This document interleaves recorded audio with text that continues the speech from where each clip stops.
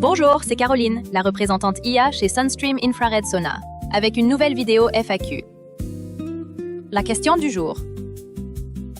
Les saunas à infrarouge proche, moyen et à spectre complet sont-ils juste un argument marketing? Les saunas Sunstream utilisent la chaleur rayonnante des infrarouges lointains, qui chauffe efficacement le corps car elle est bien absorbée par l'eau présente dans les couches de notre peau. Cette absorption immédiate permet de générer de la chaleur, qui est ensuite conduite plus profondément dans les muscles et les articulations. L'infrarouge moyen est moins bien absorbé que l'infrarouge lointain, donc il produit moins de chaleur. Il existe peu de preuves montrant des bienfaits spécifiques pour la santé liés à l'infrarouge moyen.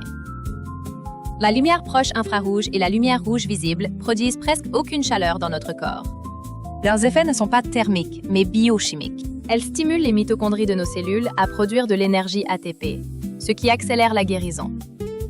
Pour que la lumière proche infrarouge et la lumière rouge soient efficaces, elles doivent être délivrées à haute intensité, généralement par un laser ou un dispositif à LED placé très près ou directement contre la peau. La lumière proche infrarouge et la lumière rouge traversent facilement les tissus sans être absorbées. Elles ne génèrent donc pas beaucoup de chaleur. Installer des dispositifs de lumière proche infrarouge ou rouge à l'intérieur d'un sauna, fixés au mur comme des chauffages halogènes, des LED ou des ampoules à infrarouge, est peu susceptible d'apporter un réel bénéfice thérapeutique.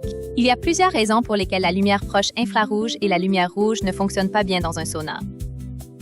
Premièrement, l'intensité lumineuse est généralement trop faible, sauf si une partie du corps est placée très près de la source. Deuxièmement, la sueur sur la peau va réfléchir une partie de la lumière proche, infrarouge ou rouge. Et troisièmement, la lumière proche infrarouge et la lumière rouge traversent mieux nos tissus lorsque le corps est à température normale, et non lorsqu'il est chauffé dans le sauna.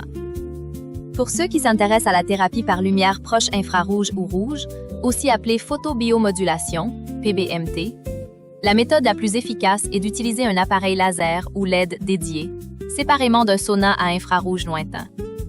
Utilisez le sauna à infrarouge lointain pour augmenter votre température corporelle et transpirer, et utilisez les appareils PBMT à d'autres moments, en dehors du sauna.